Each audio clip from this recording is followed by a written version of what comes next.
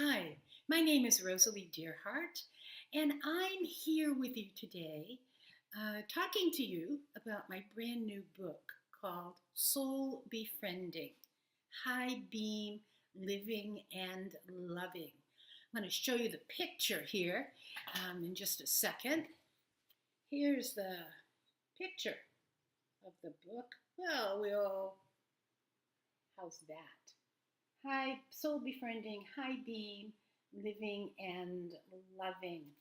The book designer, Daniel Holman, calls this cover the sizzling heart. And it's perfect because Soul Story is about a sizzling heart. Soul Story is about a fiery heart, wide open and in surrender. Both are true. And my task and my joy today is to compress 211 pages from Soul Befriending into this webinar. I'm glad I like a challenge. I said, why not, when this idea came to me. And I am in a place of joyful anticipation to talk about and give you an introduction of Soul Story. So, think about it. We have a personal story, and that's our biography. And it's comprised of all the beliefs we've taken in, inherited beliefs from our families and our ancestors. It also is comprised of experiences that we've created this lifetime. And personal story is often centered by ego. So, how does sizzling heart and ego and personal story come together? Let me just propose my definition of ego. And for me, ego is anything that exists in our consciousness and our personality that is outside of love. So any part of myself that I've judged or rejected or denied or projected is ego. And ego wants to be in control. Now, when I talk about soul befriending and high being, living, and loving, I'm talking about a soul-centered story. Ego dims our light. Ego keeps us small. Ego keeps our light dimmed. And ego wants status quo. It wants the same. It wants conformity. Whereas soul resonates with spaciousness, resonates with freedom, resonates with the unknown, resonates with mystery. Soul wants expansiveness. Soul wants high being, living, and loving. So just imagine for a moment that your two stories, your personal story, which is your human story, and your soul story coexist. So if I came up to you, we were like sitting across from each other, and I came up to you and I said, tell me your story. Just be aware of how you might respond to me. Because that has happened for me. When I moved to New Mexico, I was at a conference and a woman and I made contact across the room. And it was that contact where you know that there's something more. And she came up to me and she said, "Sister, what's your story?" And no one had ever asked me that, especially someone I didn't know. And I began telling her about a soul's call. Began telling her about moving to New Mexico 3 months before because it was an insistent inner conversation. And I could have told her about the sadness of leaving friends, how difficult it was to settle into a culture where I was a minority. I could have told her about the buffalo blocking my way down the mountain where I was taking my daughter to school every day and the frustration about that. I didn't. Instead, I told her about a soul calling to move to Mexico. She listened intently and then began to share how she had just quit her job, and she was an intensive nurse. She was a nurse in the intensive care unit, and she realized that her heart was no longer in her profession, in her service, and she quit, not knowing what the next step was. Okay. Only yesterday, someone I met at a book signing of Befriending Soul came to visit me, and we had talked for maybe 15 minutes. And so we really didn't know one another. We're just kind of in the introduction phase. And she sat down at my kitchen table and began telling me 2 stories that she called her awakening stories, which were very personal, very intense, and definitely soul-centered. I listened and began sharing one of my most recent soul stories. Okay, so it's important, I believe, to be aware of what stories you lead with. What stories do you tell your friends and your family? What stories does your family tell about you? That's also important. Equally important is what stories do what stories are you attracting from friends? Are you attracting soul stories, which is about expansiveness and spaciousness and joy? Or are you attracting personal stories, which often are identified with struggle and coping and scarcity? It's important simply to notice. In terms of moving from personal story, which often is connected with mediocrity, okay? It's certainly not high beam living and loving. It can be your dim lights. And part of moving into soul story is ending the trance of personal story, is saying, okay, all right, I came here with a unique purpose. I came here with gifts and talents. I came here to shine my light. I came here to add to the evolution of my soul, others' evolution, and the evolutionary momentum of the planet. However, we often get caught in personal story. Another aspect of personal story is scarcity. Now, scarcity can be defined individually as lack of.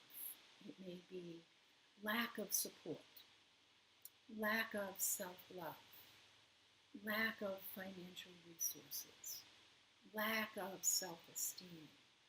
There's a lack, and it almost feels, sometimes personal story can feel like survival. Whereas soul story, which coexists, it's always coexisting. Soul story is about abundance. Soul story is about resources. Soul story is about saying, why not?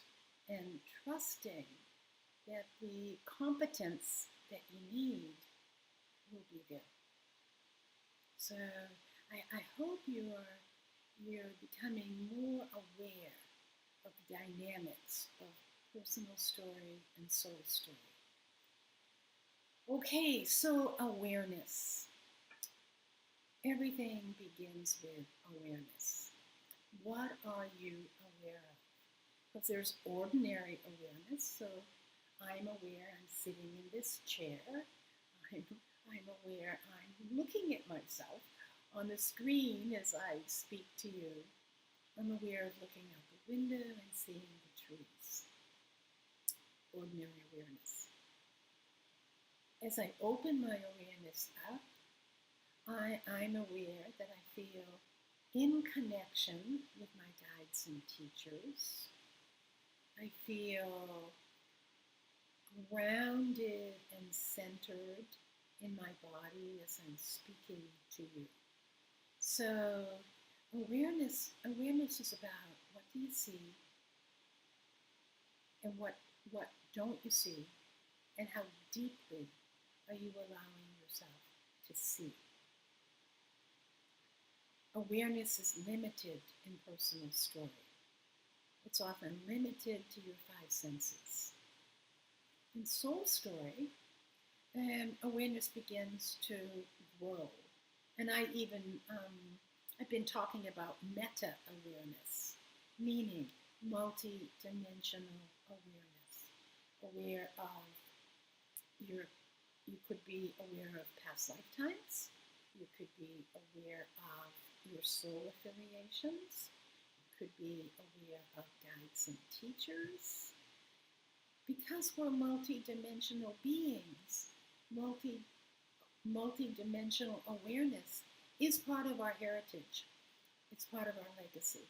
So why not? And it is absolutely connected to soul story and high being living and loving. So, how can you grow your awareness? First of all, by being aware of what you're aware of. Stopping, taking time out, reflecting. What are you aware of? Ram Dass, who's been a teacher of mine for 50 years, talks about a mantra, an affirmation that he uses daily, and his way of entering and being in the day is reminding himself several times, I am loving awareness. Now, that belief, that affirmation, puts him right in soul story. Okay? It's very simple. I'm a journal keeper. I've been a dedicated journal keeper since I was 28. And it served me because I not only write about my awareness, I write about my experience. So my journal keeps me very honest and very awake. So you might consider keeping a journal. So growth happens at the edges. Growth happens at that place of, I don't know and I want to know. Growth doesn't happen when we're certain of something. Growth doesn't happen when we already know something. Growth happens when we're called or have the courage to move out in the unknown and say, why not? For years, I had a T-shirt that had an Emily Dickinson quote on it. And the quote was, I live in possibilities. I didn't know that was a green light to my soul story. I just liked the idea. But I live in possibilities is definitely about your willingness to be aware, to be open, to receive a soul call when it's delivered. So, in this overview, I want to um, I want to just say a little bit about soul calls. Okay, the soul call is an inner invitation to step out of your small personal story. A soul call always asks you to be bigger than you imagined possible. A soul call um, disturbs your planned life, and it will feel like it could feel like it's throwing a curve to you, actually. However, the invitation is always to trust, and it's to trust your inner life. I'll give you a couple examples. When my daughter was 18, I received a soul call to leave my home state of Maine, where I had lived for many, many years, has had my family before me, and to move to New Mexico. I dreamed about it. I would sometimes hear a silent, small voice in my head saying, New Mexico, New Mexico. Um, uh, I would haphazardly open a book and there would be a picture of New Mexico. When I tuned in and did some writing about it, the only information I had was your new home is not in a 90-mile radius of Albuquerque. I didn't even know how to spell Albuquerque. and and I also knew from experience that if I wasn't willing to listen to soul calls, their call became more and more insistent. And I'm really committed to ease rather than effort these days. Um, I finished writing Soul Befriending when I turned 70, and I fondly call this 8th book of mine my coming of sage book. And so some of it I offer some life lessons to you. Okay, so soul call. I did move to New Mexico with my daughter, and the deal about soul calls is more is concealed at the beginning than revealed. All I knew when I moved to New Mexico was um, the invitation was insistent. And I found the place, and I found the place by literally driving in a radius of 90 miles. Sat at this little turnoff in El Salto, which is borders Pueblo land, and an eagle flew over. And I jumped in my car and followed the eagle. The eagle. Yeah, followed the eagle. Sorry about that. Followed the eagle, and there was the house I ended up renting. So synchronistic timing is also an aspect of soul story, and that's a wonderful yummy surprise when you know that you are involved in soul story when synchronistic events happen, and that does include timing. As I settled into my life in New Mexico, more of the soul call became revealed. So you're not going to know the whole story when you say yes to a soul call. You'll know parts of the story. You will have hints of what's to come. However, you have to take the action. And the action is based on courage. The action is based on trust and prayers. Um, each of our soul calls is unique, and I really guide people to make a list of soul callings and begin to pay attention to the patterns of a soul call, the themes and patterns, because that will awaken you to your soul's purpose.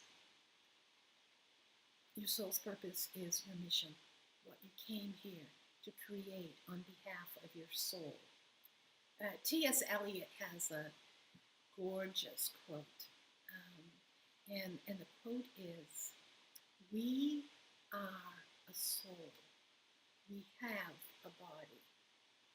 So being a soul means we're multidimensional. And that means that our knowing, our clarity, our connection to all that is multidimensional and magnificent. As long as ego beliefs do not intercept soul calls. So let me just backtrack just a bit here and talk about beliefs, because beliefs will either affirm life or negate life. Okay? And beliefs will also reflect our internal dialogue, what we're saying to ourselves about our life and others and how life is supposed to be. For example, yesterday I overheard someone say, you know, there's always a glitch. There's always a glitch. No matter how perfect it looks, there's a glitch. That's a belief, and that's a limiting belief. So our beliefs create our reality. So guess what happens with this person? He can be going full stop, and then something unexpected, usually negative, will happen, throw him off course. And it's not surprising to me, because it's his belief. Another personal story belief might be, I'll never be happy. Okay, that is a life negating belief, and that will attract drama. That will attract a story that is sad, not happy. That's the power of beliefs. And love is the basis of soul story. So fear oftentimes will keep us in personal story. Love is the trampoline. So it's like, okay, so here's my question to you. What's your capacity to love? Your answer to that question will determine whether you're living in soul story or personal story. Okay? Soul story is grounded in love. That's why I am loving awareness as an affirmation. It attracts love. It attracts mega awareness, this multi-dimensional awareness. It attracts expansive experiences. Another thing I also want to say, I've starred in my personal story. This isn't in the book. This is just newest revelations here. I certainly did my time with what I now call the dreaded D's. For me, it's deaths, debt, divorces, depression, and disillusionment.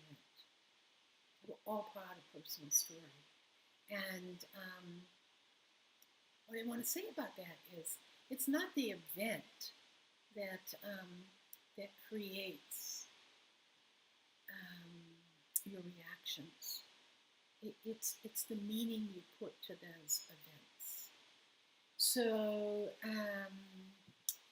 for example, I did a soul reading the other day for a woman who was married for 25 years, and she was brought up to believe that you married once and that was it, and you made your commitment, and for better or worse, you stayed married. She had just learned that her husband had and was having an affair, and she asked him to leave. Her friends and children, grown children, thought she would be devastated, and they were there with bountiful support for her and invitations to tell her story. And she was delighted. She felt more free than she had ever felt in her life. And when I asked her, how come? Her response was, I would never have left this marriage. I was unhappy too, but I would never have left. He did me a huge service. Okay? Now, that's taking a life event that could have been traumatic and shifting it into soul stories. So in the book Soul Befriending, I talk about bridging techniques, bridging tools, and I'm just going to list them because this is an overview. I have to remind myself of that. Connecting in with your intuition is a bridging technique. For me, intuition is silent voice of spirit. It connects us to all that is. So making a conscious choice to befriend our intuition is a way to bridge from personal story to soul story, because intuition goes from information to guidance to grace and revelations. Another bridging technique is meditation or centering, a spiritual practice that allows you to be more aware and that really allows you to confront your ego, because soul story and spiritual growth does require a lot of ego confrontation as well as self-love. They both coexist, just like personal story and soul story. Some form of creative self-expression, be it dance or music or art or gardening or cooking, where you're totally involved and time stops. And intention is also another technique. Intention, basically, is focused will. Intention is about power. Soul story is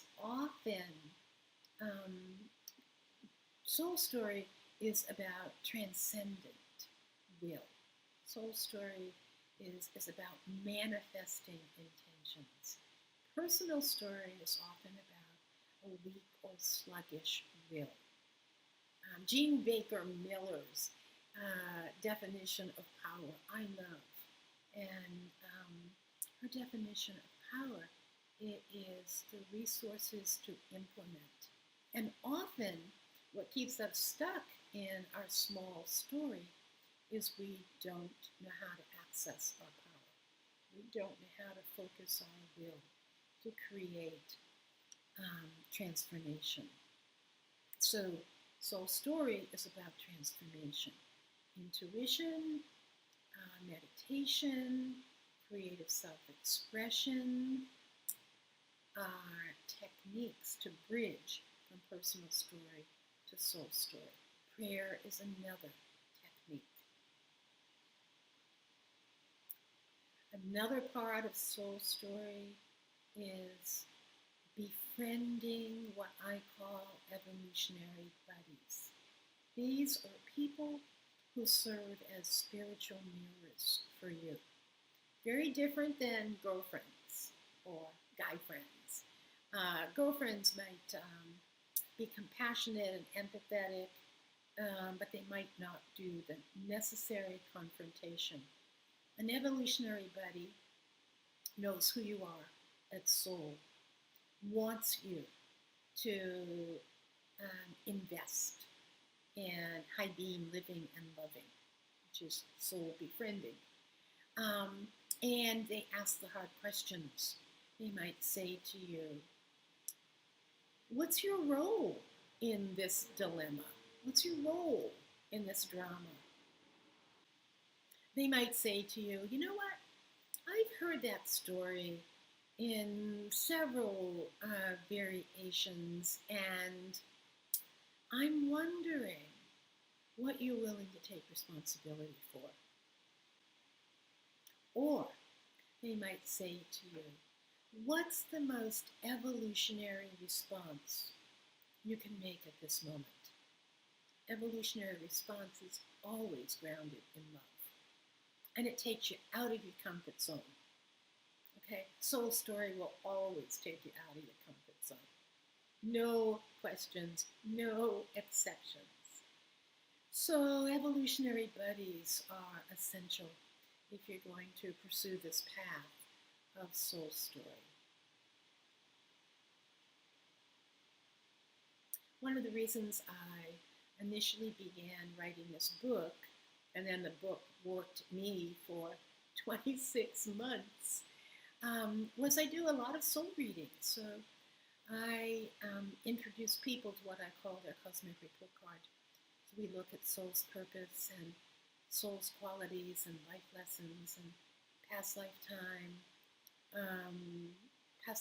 read-throughs, past lifetime vows. And what I noticed oftentimes was there was a gap between what people had agreed to create this lifetime on behalf of their own evolution and their soul's evolution, and what they were creating in the present. And I pondered about that and felt sad about that. And that led me to having the courage to write this book. And so I do hope that you've enjoyed watching this overview. I call myself, my business card says Cosmic Catalyst. I've also been a psychotherapist, I've been an artist, I've been a writer. This is my 8th book. My joy and my job is helping people be all that they can be. And I do that in various ways. Workshops, which you can check out on my website. I have a 7-month training program called Embodying Soul, and I guarantee you'll transform your life by participating in that. I write and I do private retreats.